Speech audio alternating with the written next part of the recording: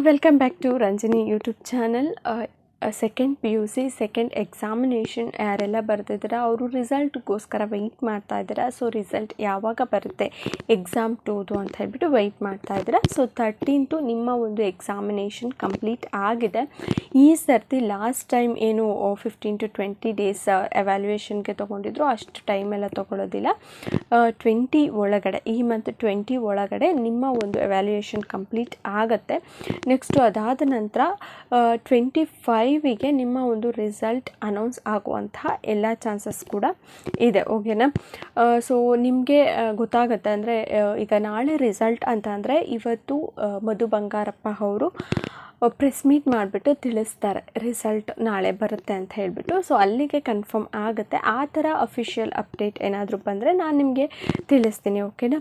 So ಮತ್ತು ಏನು grace ಮಾರ್ಕ್ಸಿಗೆ ಅಂತ ಕೇಳಿದ್ರೆ ನೀವು ಈಗ ಎಕ್ಸಾಮಿನೇಷನ್ 2ನ ನಡೆಸ್ತಿರೋ ಅಂತಹ ಉದ್ದೇಶ ಏನು ಅಂತ ಅಂದರೆ ಫೇಲ್ ಆದಂಥವ್ರು NC ಕ್ಯಾಂಡಿಡೇಟ್ಸ್ ಏನಿದ್ದೀರಾ, ನಾಟ್ ಕಂಪ್ಲೀಟೆಡ್ ಕ್ಯಾಂಡಿಡೇಟ್ಸ್ ಏನಿದ್ದೀರಾ ಅಥವಾ ನಾಟ್ ಕ್ಲಿಯರ್ಡ್ ಕ್ಯಾಂಡಿಡೇಟ್ಸ್ ಅಂತ ಏನು ಕರೀತಾರೆ ಅವರು ಎಲ್ಲರೂ ಕೂಡ ಪಾಸ್ ಆಗಬೇಕು ಅಂದರೆ ಆ ಒಂದು ಚಾನ್ಸ್ ಕೊಡಬೇಕು ಅಂತ ಈ ಒಂದು ಎಕ್ಸಾಮಿನೇಷನ್ 2ನ ಕಂಡಕ್ಟ್ ಮಾಡಿರೋ ಅಂಥದ್ದು. ನೀವೇನಾದರೂ ಚೆನ್ನಾಗಿ ಬರ್ತಿದ್ರೆ ಖಂಡಿತವಾಗ್ಲೂ ಪಾಸ್ ಆಗ್ತೀರಾ.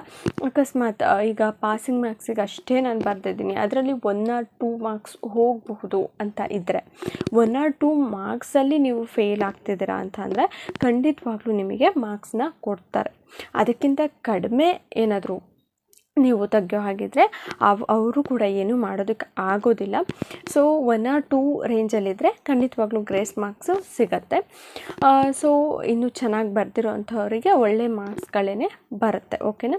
ಸೊ ಎಕ್ಸಾಮ್ 2 ರಿಸಲ್ಟ್ಗೋಸ್ಕರ ಯಾರೆಲ್ಲ ವೆಯ್ಟ್ ಮಾಡ್ತಾ ಇದ್ದೀರಾ ನಮ್ಮ ಒಂದು ಚಾನಲ್ನ ಸಬ್ಸ್ಕ್ರೈಬ್ ಮಾಡ್ಕೊಳ್ಳಿ.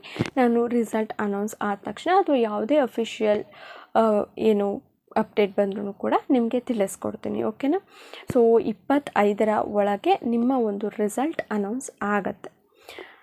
ವಿಡಿಯೋ ಇನ್ಫಾರ್ಮೇಟಿವ್ ಆಗಿದ್ದರೆ ಲೈಕ್ ಮಾಡಿ, ಶೇರ್ ಮಾಡಿ. ಮತ್ತು ಇದೇ ಥರ ವೀಡಿಯೋಸ್ ಬೇಕು ಅಂತಂದರೆ ನಮ್ಮ ಚಾನಲ್ನ ಸಬ್ಸ್ಕ್ರೈಬ್ ಮಾಡ್ಕೊಳ್ಳಿ. Thank you.